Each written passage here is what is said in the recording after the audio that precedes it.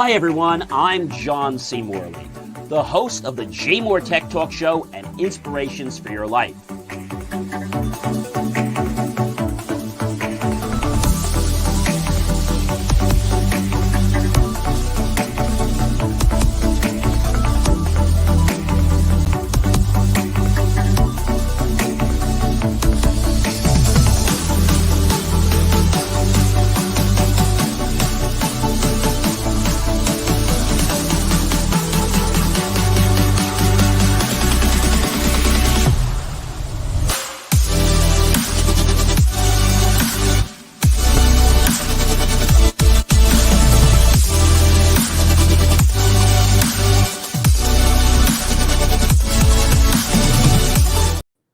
Hey guys, it is John C. Morley here, serial entrepreneur, and you know what you're tuned into? The JMOR Tech Talk Show.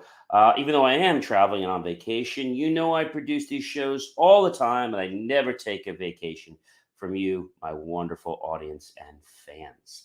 Want to let you know we got a great show here, but first I want to do a big shout out of a thank you for my brother's show, actually, which is Inspirations for Your Life, which is now up to 96. Let me make sure I'm getting you the right number because these numbers keep going up. We are now at 98,000, 600 downloads on the Inspirations for Your Life show. Wow, that is incredible. I asked for a milestone of 100,000 before Q1. We might hit 100,000 before the end of this year. So this is really incredible. And I do want to thank you guys for helping the JMOR Tech Talk show grow as well. That show is not a daily show, but still doing pretty well. We're just sitting a little shy of 9,500, 9,458 downloads. And we are doing really, really well. And I got to tell you, I am just very happy with the shows and how we're growing. And I just want to thank all of you very, very much because without you guys, I couldn't do this. I could not do this at all. So just want to let you know the JMOR Tech Talk show on our new platform, ladies and gentlemen, is right now sitting at, what are we sitting at? After tonight's show, we'll be at our 17th show. So kudos. Thank you very, very much, everyone, for tuning into Inspiration for Your Life and also the JMOR Tech Talk show. But before we get into the nitty gritty of, what the show is about, because I know you guys want to know, and I've got some really juicy things I want to share with you, and they're going to maybe blow your mind. So I think you may be a little surprised, but hopefully they're going to, let's say, educate you in a very unique way. So I'm John C. Morley. I'm a serial entrepreneur, and I am also a podcast host and a podcast coach. And I'm a specialist in helping businesses tell a story that leads to them, basically being able to scale and be more profitable. Now, I typically deal with companies that bring in 10 million or more. And I have to tell you, ladies and gentlemen, that I love finding people's stories, whether that is something they know about or something they don't know about. I really have this real desire and craving to be able to help people tell their stories to the world, and also to be truthful, which is telling it from the core of the truth. They may know what the story is, they may not know what the story is, but I'll find what that story is, and I'll reveal the truth to you and to the world, and let people be curious about you and they potentially want to do business with you. All right, so ladies and gentlemen, our first I'll tell you what the master topic is, everyone. And whether you're watching us here at 7:40 at night, 7:40 in the morning, 3 a.m., 3 p.m., 12 noon, 12 midnight. So all my shows have a variability of time. We don't have the exact time that we air. It just depends, but I always promise to get the shows off to you before the night that they're due, before I go to sleep. And that is always a promise, unless there's something beyond my control, like internet or power or things like that. But we always do very well to do that. I know I was traveling, I think it was about 7 months or a year ago, and I was at a hotel and they had no Wi-Fi. And even my cell phone didn't really want to work. So I was like, all right, I'm just going to go to sleep. I'm going to just do the program the next morning. And I did. I got up early in the morning and I did the program. And that was the only time we were ever late with one of our shows. So, and that was on Inspirations for Your Life. So again, we produce a lot of shows, as you guys know, and lots of content. In case you're wondering, Inspirations for Your Life right now is sitting on quite a few episodes. We are over 98,000 down, like I said, 98,600. And we're sitting at Inspiration for Your Life over 841 downloads. Wow, that's a lot of downloads. And again, downloads, feed, streams, we consider that all basically the same thing. But I think that is, I have to say, I think that's pretty impressive. And we're just growing. We are growing so very fast. And we're open to you. If you have a small business or a large business and you want to advertise with us, you can reach out to us because we're a great place to reach the people you want to do business with. I do want to thank Instagram. We are now on Instagram on live streams, so definitely great to be there. And we're hoping to be on TikTok. Hopefully by the end of the year, we have to reach 3,000, ladies and gentlemen, 3,000 subscribers. So once we do that, we will be able to basically stream on TikTok. All right, so let's get right into the show, shall we? So tonight's show, ladies and gentlemen, is Digital Decisions and Tech Tales Recap. This is the JMOR Tech Talk show. And if you guys are wondering, ladies and gentlemen, I know you're probably wondering, but this show is currently at, yes, can you believe, ladies and gentlemen, we are on Series 2, means we're in the second year, and we're on episode number 51. This is a weekly show. All right, let's get right into this. So how many of you out there have an iPhone? Oh, I do. All right, so they released another update. Yeah, another one. Can you believe this? So now they're up to 17.21. I'm just going to check my phone again and make sure it didn't change while I'm talking to you, because Apple has been releasing so many updates in one breath.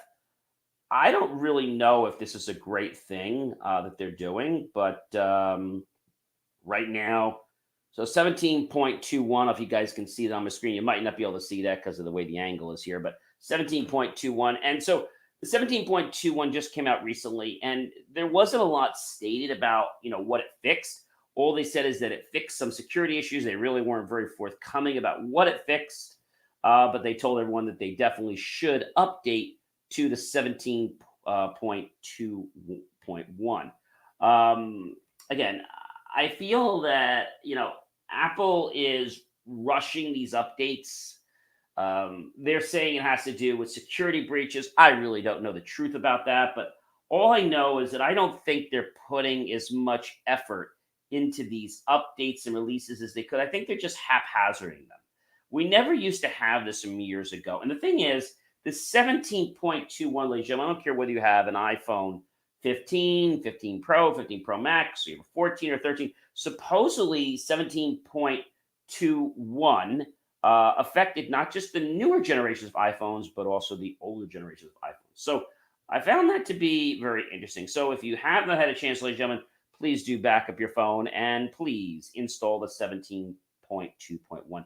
I literally just installed that just the other day, which was Wednesday, and it didn't take very long. After installing the rapid update feature, which was about a year ago, the updates seemed to install a lot quicker because they have like this special dynamic piece in there that allows the update to take over without having to replace all the code. So I think that's a really cool thing. And so, we've been talking about TikTok for a long time, right? Well, there's an investigation. It reveals concern about TikTok safeguards for child users, or better known as minors. And the investigation found evidence suggesting that preferential treatment for potentially underage accounts with special tags. So TikTok is definitely going over some scrutiny because of this. The investigation revealed that moderators were instructed to allow users under 13 to remain on the platform if they claimed their parents were managing their accounts.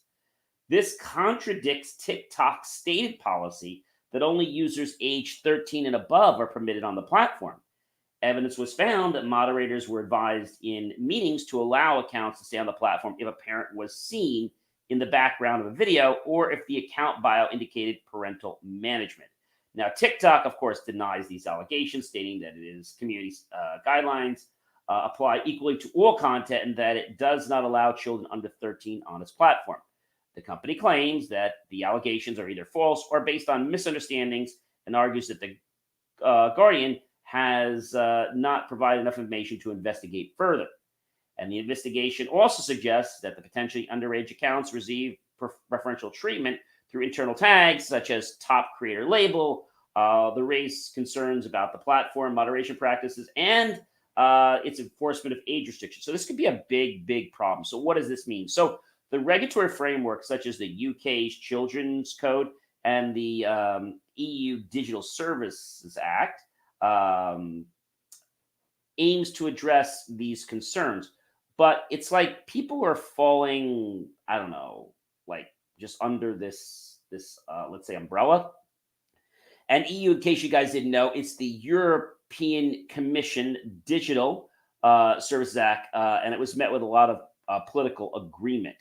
And so the whole idea of that is to ensure algorithmic transparency and accountability, combating online disinformation, removing illegal content, products and services, and guaranteeing individuals, users have more choices with regard to how their data is used, and protecting minors by fully banning targeted advertising.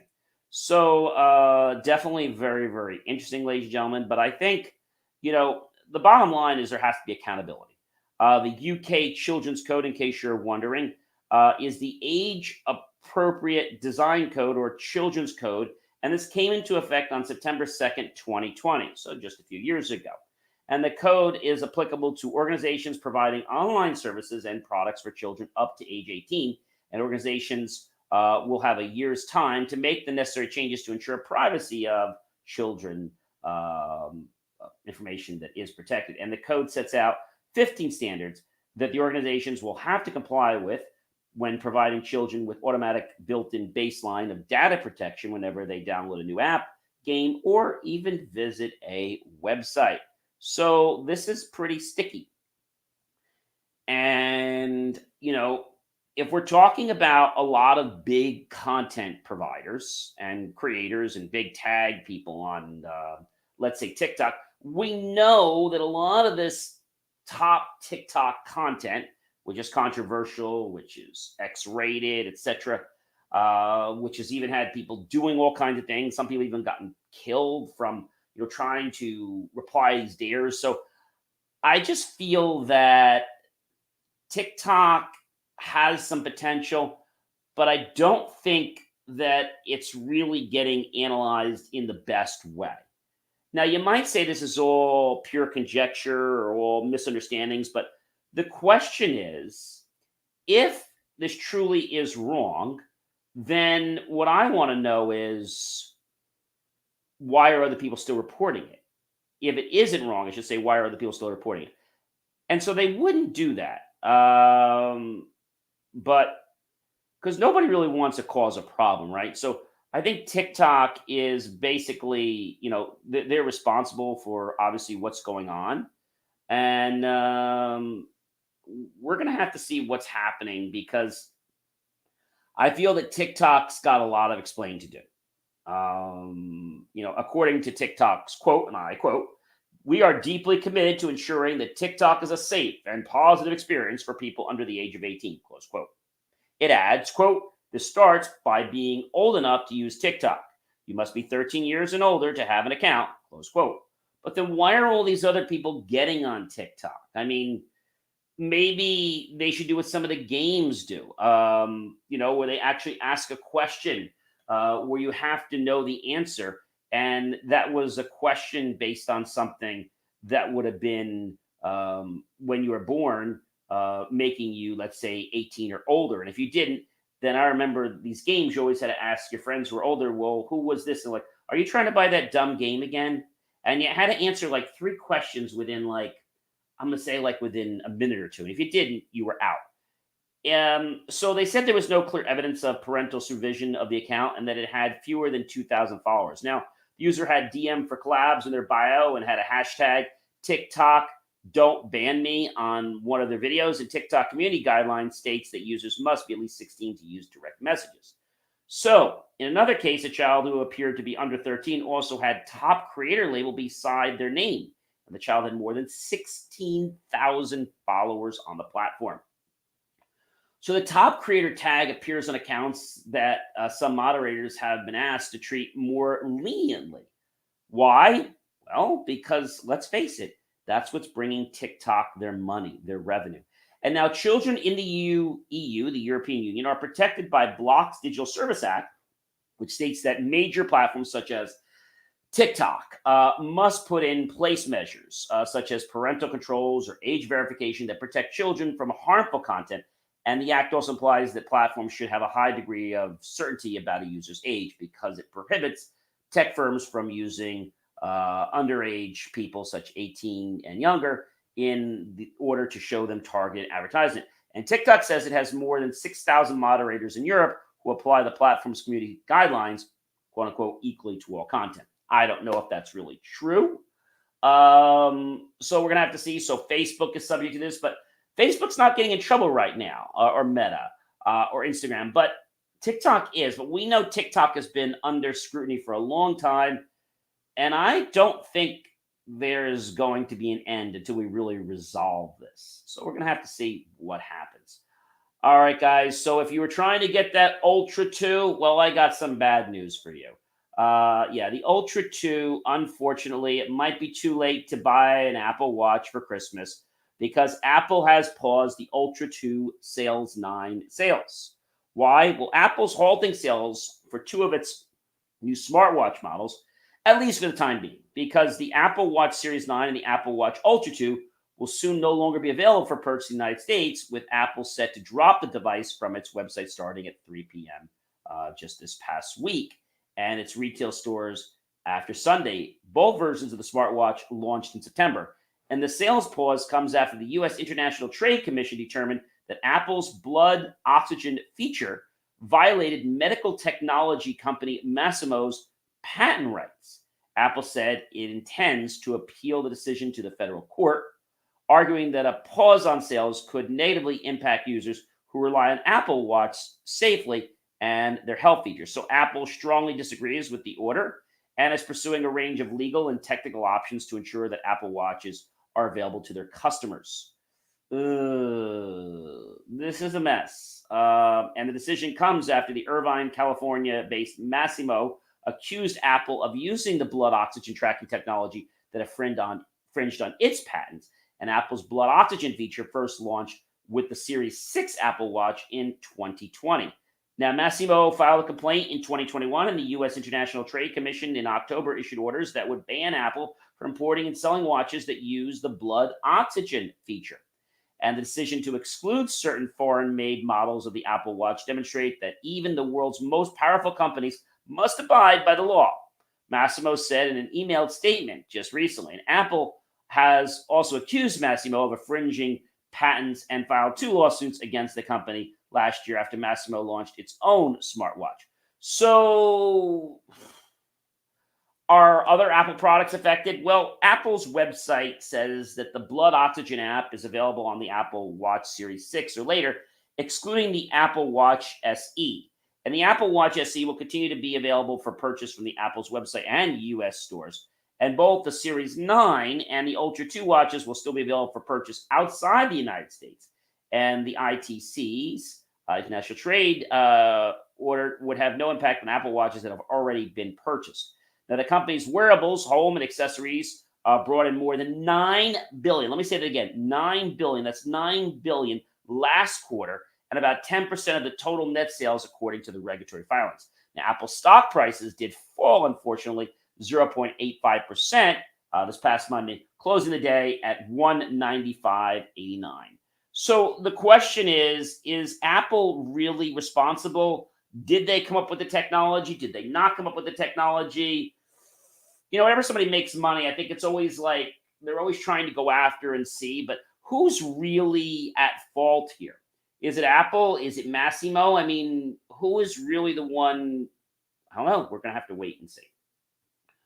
All right, guys. So if you have Windows 10, well, Windows 10 support running out, you, ladies and gentlemen, guess what you have?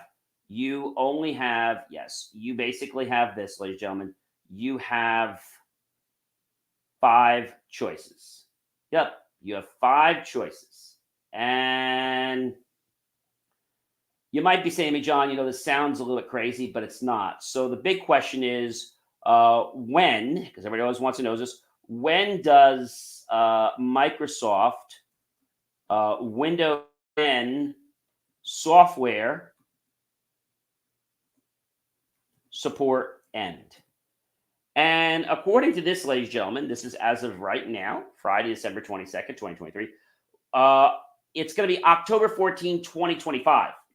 The Windows 10 Home and Pro will follow the modern lifecycle policy, and Windows 10 will reach the end of support on October 14, 2025. So can I still use Windows 10 after 2025? Just like in other cases of, Windows 7 back in 2020, Microsoft will completely pull active support for Windows 10 in 2025, and there'll still be access to software, but there won't be any further updates, particularly regarding security. There also won't be any new features added to the software. So people say to me, "Hey, can I still buy Windows 10 support?" So that's a great question, ladies and gentlemen. And the thing is, can I still buy Windows 10 support after support ends? So, like I said, you have basically 5 options. Okay, so let me go through what those options are. You might not like the options, but this is it. First option you have, ladies and gentlemen, you ready?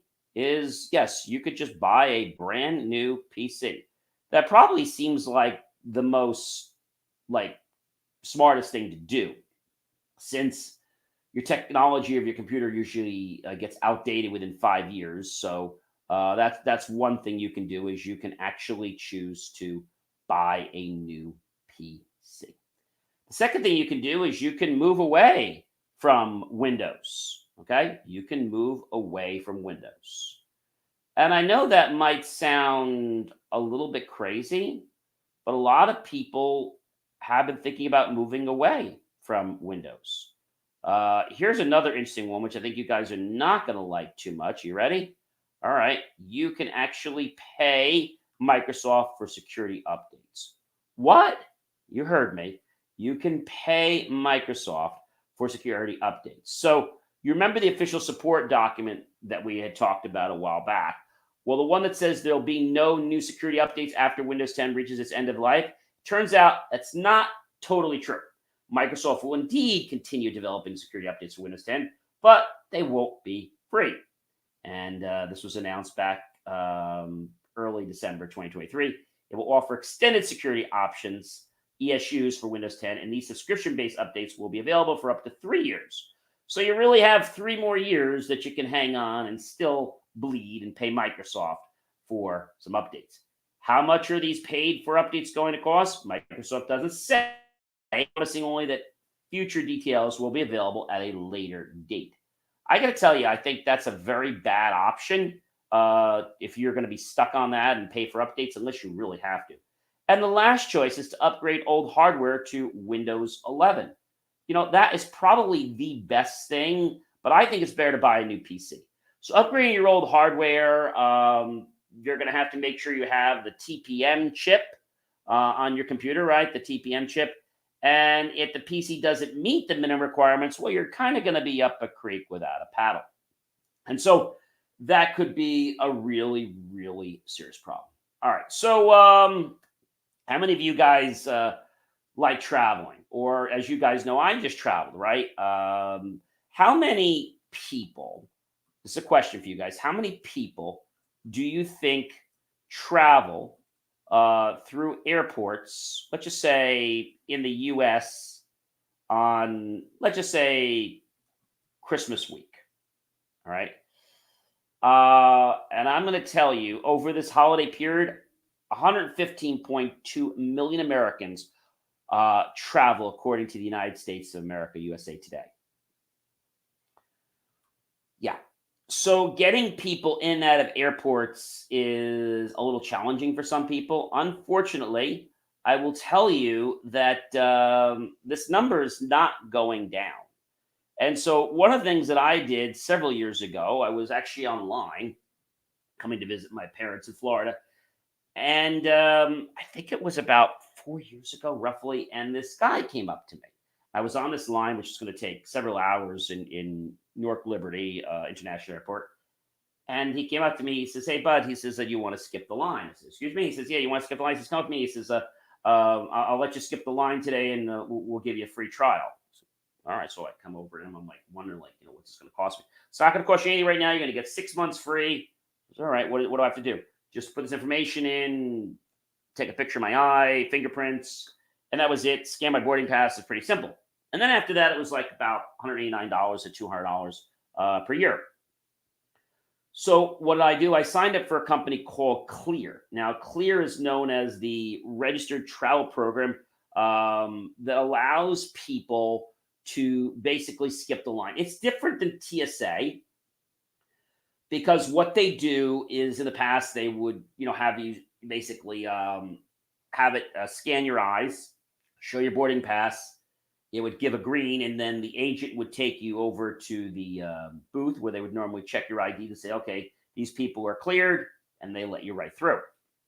Unfortunately, ladies and gentlemen, Clear had some breaches. Did you know that? Yes, Clear, unfortunately, Clear had some security breaches.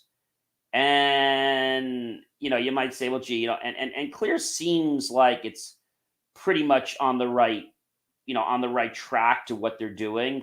But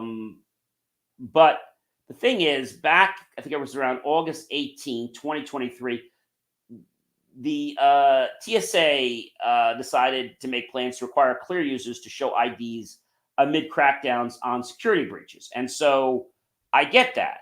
Now, the thing is, Clear was meant to be easy and simple, but the problem was some of their staff was actually taking people through without even having them validated.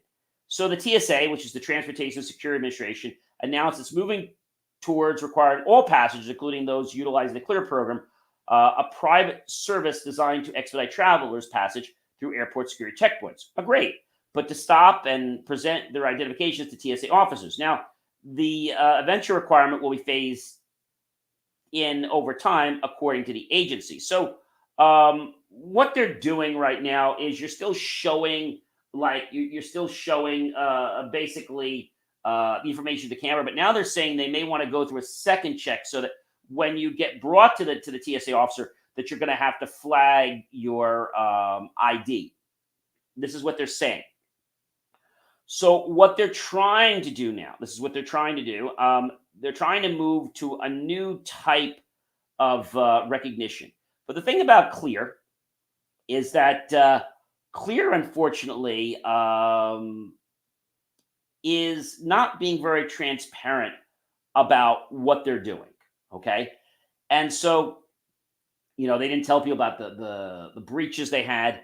So the Clear Registered Travel Program is going to start to begin using facial recognition technology as airport security lanes over the course of 2024. Now, I got into the lane at the airport. I was there plenty of time before my flight. My flight was taking off at like 9 something at night, and I was at the security checkpoint. I think I was there like around 6 p.m. I wanted to be there in plenty of time.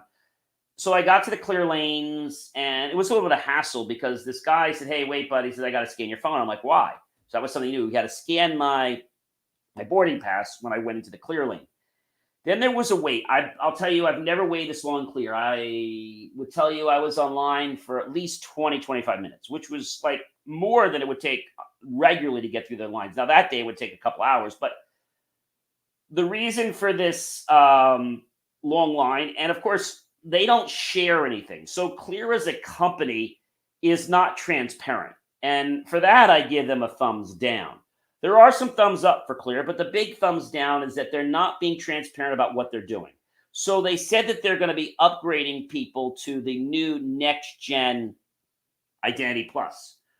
But they don't tell you what it is. They don't explain it. They just say that, it's going to make things more secure, but they're not transparent about it. So this is going to replace the company's current biometric identification system, which relies on the iris and the fingerprint checks. So the changeover is taking place as Clear has come under, as you guys know, political fire following the revelation of the 3 security breaches. One in June, the TSA said that it would eventually require Clear members to present identification at airport checkpoints, in which the TSA has installed new ID identification technology, which verifies a passenger's identity and flight itinerary with ID only. Mandating ID checks upon Clear members would be a blow to Biometrics Company, which sells the $189 to $200 annual membership with the promise that members won't wait in line to show identification. But in a statement over the summer, Clear said that it had been developing a workaround in cooperation with TSA since 2020 that would digitally transmit all Clear members' identifying information to TSA hardware. A Clear spokeswoman said Monday that Next Gen Identity Plus is the result of that collaboration. The new ID verification system will validate identity documents back to the issuing source, they had said. And on their website, Clear said that the new technology will provide a fast experience for members by eliminating the need for them to stop at a kiosk for the ID check. Quote, they said, our vision is to keep you moving through the Clear lane where you don't break the stride, the website had said. For nearly 19 million existing Clear members, the conversion to the new system requires them going through a one-time identity authentication. So to do this, members are prompted by email beginning November 30th. But if you didn't do that, like I didn't bother, when I got to the airport, I had to go through the upgrade.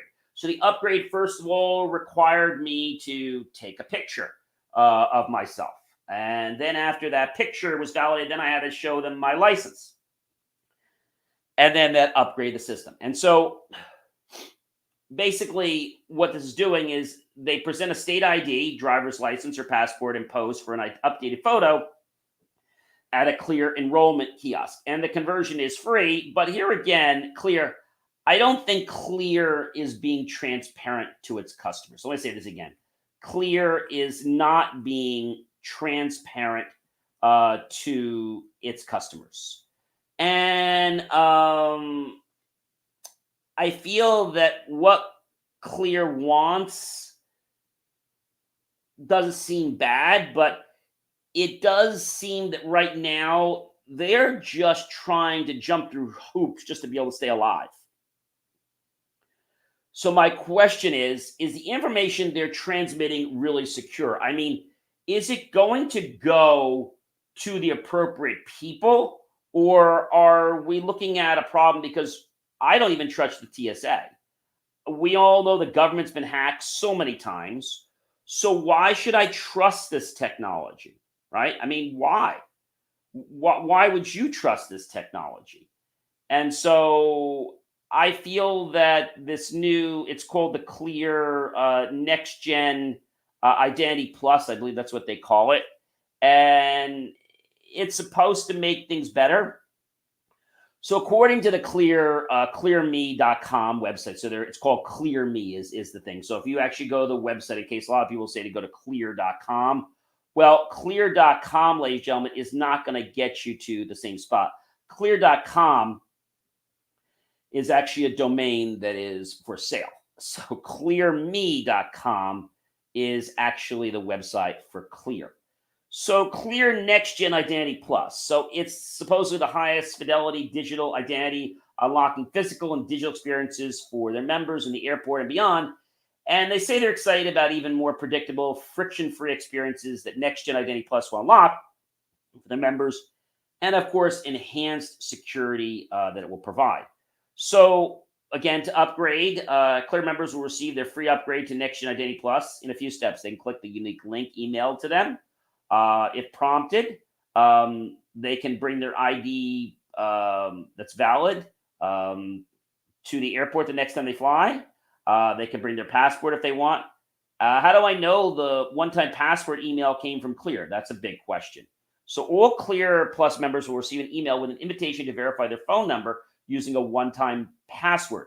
The email will come to the address associated to their Clear account and will come from notice at info.clearme.com. So now they're not only asking you for your ID, your picture, and they want a cell phone.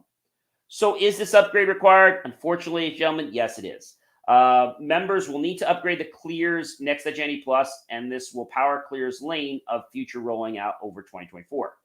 It is different from the idea Clear has on file. So Clear's Next Gen Identity Plus will be the highest fidelity digital identity, and the enhanced standards built on the multi-factor enrollment process and now includes data directly from issuing source. So why are they doing this? Again, like I'm saying, Next Gen Identity Plus will unlock Clear Lane of the future, and the Clear Lane of the future will be rolling out, like I said, over 2024. It will allow Clear Plus members to verify their identity with their face instead of their iris or their fingerprints for a fast verification to keep them moving quickly through the lane. And their vision is to keep you moving through the clear lane where you don't break your stride. My only problem is they never explained to me that they were doing this. All they said is we're taking a picture. So I feel that I don't trust this company. That's my only concern. Once you've upgraded, you receive an email confirming it. Of course, anybody else in your family has to upgrade as well. You share a mobile phone with another Clear member. What do I do? In order to upgrade to Next Gen Identity, all members must enter a personal mobile number associated with their name. So that's another issue. What if you don't have a cell phone? This is a concern for me because I'm just concerned that Clear is going to do the right thing. The big thing I liked about Clear is that they weren't sharing data. Now, ladies and gentlemen, I don't know. It's like I don't want to say I lost trust, but it's like I lost trust a little bit in them because what they did is they basically changed the whole thing around and they didn't bother to tell anybody like what they were doing. And so I feel that's a big thing. And you might be saying to me, John, it's not, but anytime somebody takes your data, I want to know what they're doing with that data. See, that's a big, big concern of mine. And when you try to go to like their website, if you click on learn more about it, just takes you next year. But if I try to do like I'll say like corporate headquarters, let's just say of ClearMe, and you're going to find out that the Clear headquarters and office locations is in New York. Again, my concern is who owns ClearMe. So in 2010, Karen and Ken Kornick acquired Clear out of bankruptcy and grew it into a global company with 55 plus airports, hundreds of partners, and more than 18 million verified users nationwide. Ken Kornick is the president, CFO, and co-founder of Clear. Is Clear owned by the TSA? No, Clear is owned by a private company, while TSA PreCheck is a government program. So that's the other thing I like is that it is not owned by the government. And so my only big concern is, will ClearMe share my personal information? And the big thing is, it says they will never sell or rent your personal information. Will they share it with the government? It says they will never share it. Will they share my information with the TSA? It says they will never sell or rent your personal information under the law. But it says we may disclose information we obtained about you if law or legal process requires us to do so. So again, my question is, who does ClearMe share information with?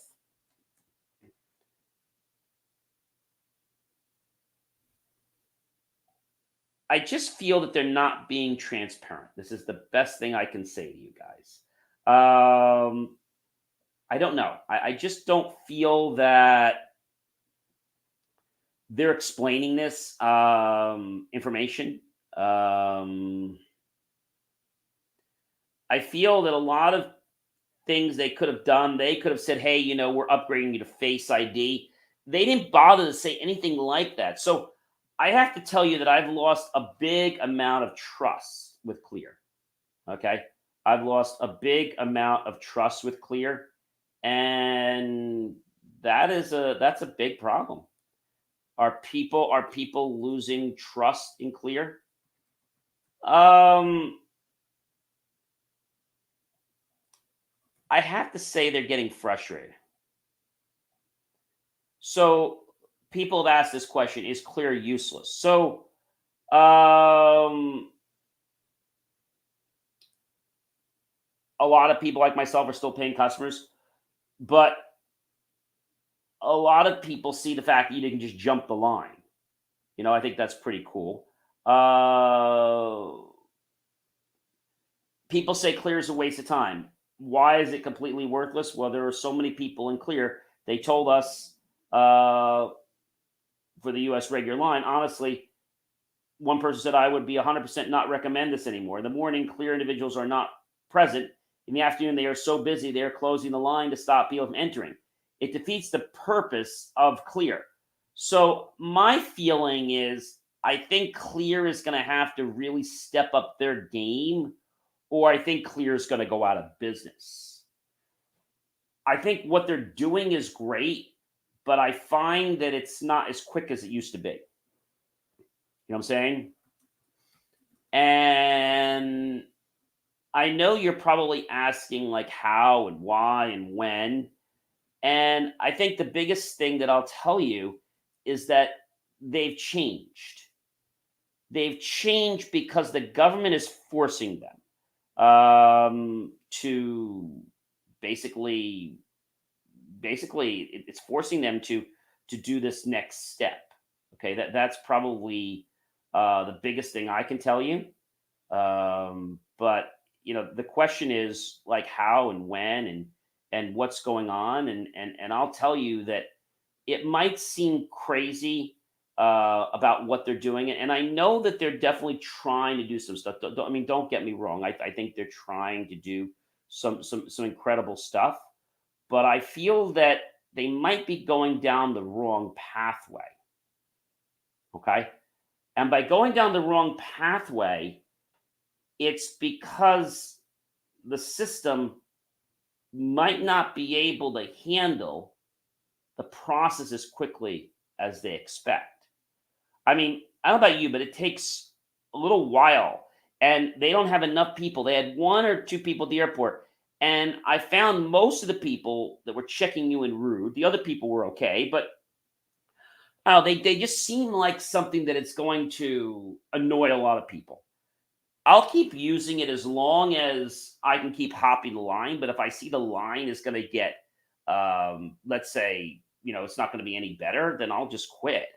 But I think in the beginning it was good, but I think right now their technology is starting to become inferior. They were great in the beginning. Maybe it's this upgrade process. Who the heck knows? But all I know right now is that this company is either going to take it to the next level, they're going to have a major security attack, or they're potentially going to go out of business. That's what we're going to see in the next 6 months to a year. Is this new next gen security solution really worth it? Or the big question I want to ask everyone, and I want to ask this: will ClearMe go out of business?